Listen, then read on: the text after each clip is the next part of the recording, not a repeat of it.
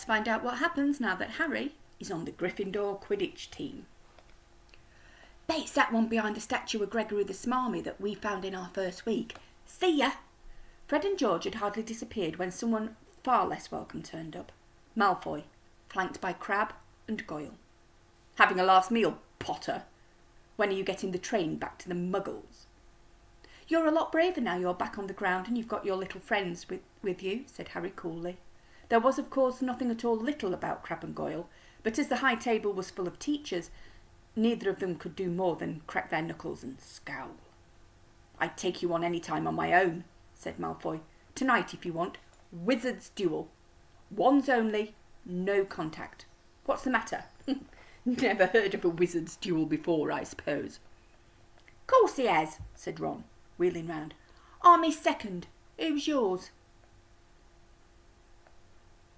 Malfoy looked at Crabbe and Goyle, sizing them up. Crabbe, he said. Midnight, all right. We'll meet you in the trophy room. That's always unlocked. When Malfoy had gone, Ron and Harry looked at each other. What is a wizard's duel? Said Harry.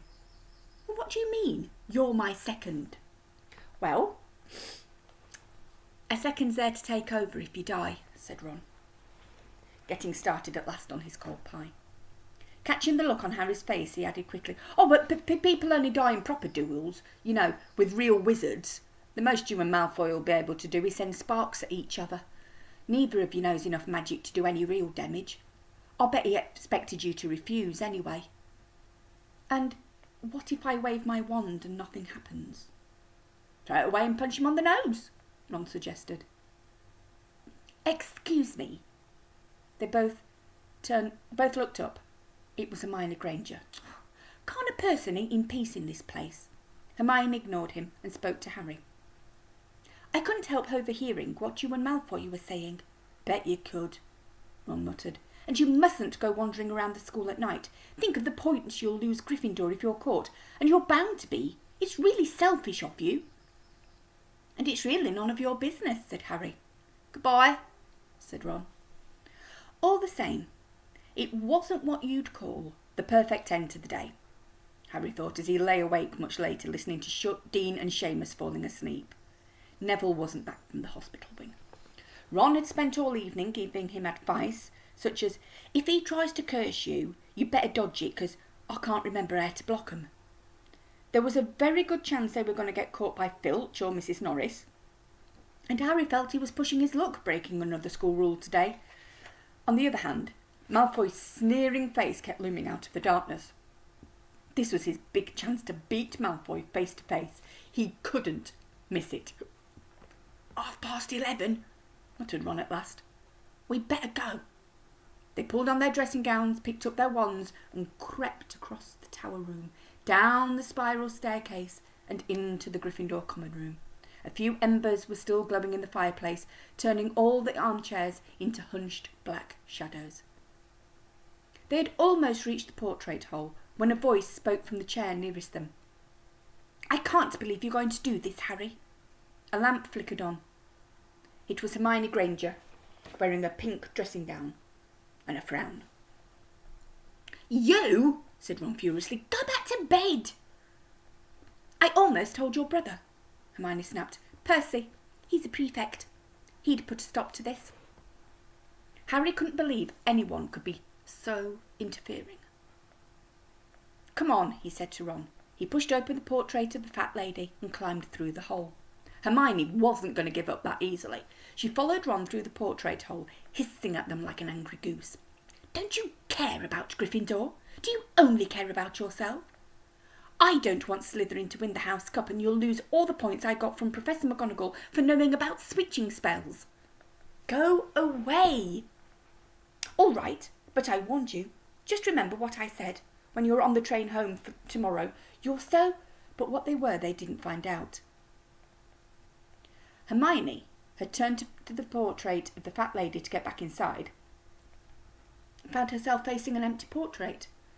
The fat lady had gone on a nighttime visit, and Hermione was locked out of Gryffindor Tower. Now what am I going to do? She asked shrilly. That's your problem, said Ron. We've got to go. We're going to be late. They hadn't even reached the end of the corridor when Hermione caught up with them. "I'm coming with you," she said. "You are not. Do you think I'm going to stand out here and wait for Filch to catch me? If he finds all three of us, I tell him the truth, that I was trying to stop you, and you can back me up." "You've got some nerve," said Ron loudly. "Shut up, both of you," said Harry. "I heard something." It was a sort of snuffling. "Mrs. Norris?" breathed Ron, squinted through the dark. It wasn't Mrs. Norris, it was Neville. He was curled upon the floor, fast asleep, but jerked awake suddenly as they crept nearer. "Oh, thank goodness you found me. I've been out here for hours. I couldn't remember the new password to get into bed." "Keep your voice down, Neville. The password's pig snout, but it won't help you now. The fat lady's gone off somewhere." "How's your arm?" asked Harry. "Fine," said Neville, showing them. "Madame Pomfrey mended it in about a minute." "Good. Well, look, Neville, we've got to be somewhere. We'll see you later." "Don't leave me," said Neville, scrambling to his feet. "I don't want to stay here alone. The bloody Baron's been passed twice already." Ron looked at his watch and then glared furiously at Hermione and Neville. "If either of you gets us caught, I'll never rest until I've learned the curse of the bogies Quirrell told us about and used it on you." Hermione opened her mouth, perhaps to tell Ron exactly how to use the curse of the bogies, but Harry hissed at her to be quiet and beckoned all of them forward. They flitted along corridors striped with bars of moonlight from the high windows. At every turn, Harry expected to run into Filch or Mrs. Norris, but they were lucky. They sped up a staircase to the third floor and tiptoed towards the trophy room. Malfoy and Crabbe weren't there yet. The crystal trophy cases glimmered where the moonlight caught them. Cups, shields, plates and statues winked silver and gold in the darkness. They edged along the walls, keeping their eyes on the doors at either end of the room. Harry took out his wand in case Malfoy leapt in and started at once. The minutes crept by. "He's late. Maybe he's chickened out," said Ron. Then a noise in the next room made them jump. Harry had only just raised his wand when they heard someone speak. And it wasn't Malfoy. "Sniff around, my sweet. They might be lurking in a corner." It was Filch speaking to Mrs. Norris. Horror-struck, Harry waved madly at the other three to follow him as quickly as possible. They scurried silently toward the door away from Filch's voice. Neville's robes had barely whipped around the corner when they heard Filch enter the trophy room. "They're in here somewhere," he heard him mutter. "Probably hiding." "This way," Harry mouthed to the others, and petrified they began to creep down a long gallery full of suits of armour. They could hear Filch getting nearer. Neville suddenly let out a frightened squeak and broke into a run. He tripped, grabbed Ron around the waist, and the pair of them toppled right into a suit of armour. The clanging and crashing were enough to wake the whole castle. "Run!" Harry yelled, and the four of them sprinted down the gallery, not looking back to see whether Filch was following. They swung around the doorpost and galloped down one corridor and then another, Harry in the lead without any idea where they were going or where they were. They ripped through a tapestry and found themselves in a hidden passageway, hurtled along it and came out near their charms classroom, which they knew was miles from the trophy room. "I think we've lost him," Harry panted, leaning against the cold wall and wiping his forehead. Neville was bent double, wheezing and sputtering. "I told you," Harry gasped, clutching at the stitch in her chest. "I told you." "We've got to get back to Gryffindor Tower," said Ron, "quickly as possible." "Malfoy tricked you," Hermione said to Harry. "You realise that, don't you? He was never going to meet you. Filch knew someone was going to be in the trophy room. Malfoy must have tipped him off." Harry thought she was probably right, but he wasn't going to tell her that. "Let's go." It wasn't going to be that simple.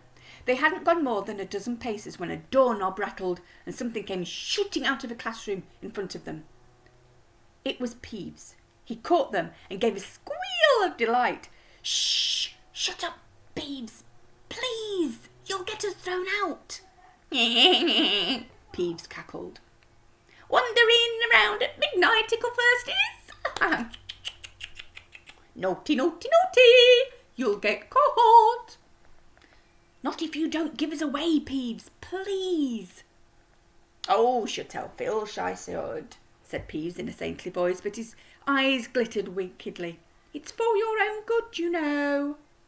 Get out of the way, snapped Ron, taking a swipe at Peeves. This was a big mistake.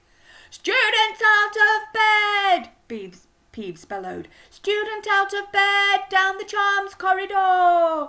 Ducking under Peeves, they ran for their lives, right to the end of the corridor, where they slammed into a door, and it was locked. This is it, Ron moaned, as they pushed helplessly at the door. We're done for. This is the end. They could hear footsteps, Filch running as fast as he could towards Peeves' shouts. Oh, move over, Hermione snarled. She grabbed Harry's wand, tapped the lock and whispered, Alohomora. The lock clicked and the door swung open. They piled through it, shut it quickly, and pressed their ears against it, listening. Which way did they go, Peeves? Filch was saying. Quick, tell me. Say, please. Don't mess me about, Peeves. Now, where did they go? Shan't say nothing if you don't say please, said Peeves in his annoying sing-song voice. All right. Please. Nothing, ha ha. Told you I wouldn't say nothing if you didn't say please, ha ha ha ha. And they heard the sound of Peeves whooshing away and Filch cursing in rage. He thinks this door is locked, Harry whispered. I think we'll be all right. Get off, Neville. For Neville had been tugging on the sleeve of Harry's dressing gown for the last minute. What? Harry turned around and quite clearly saw what. For a moment he was sure he'd walked into a nightmare. This was too much, on top of everything else that had happened so far. Let's see what happens next time.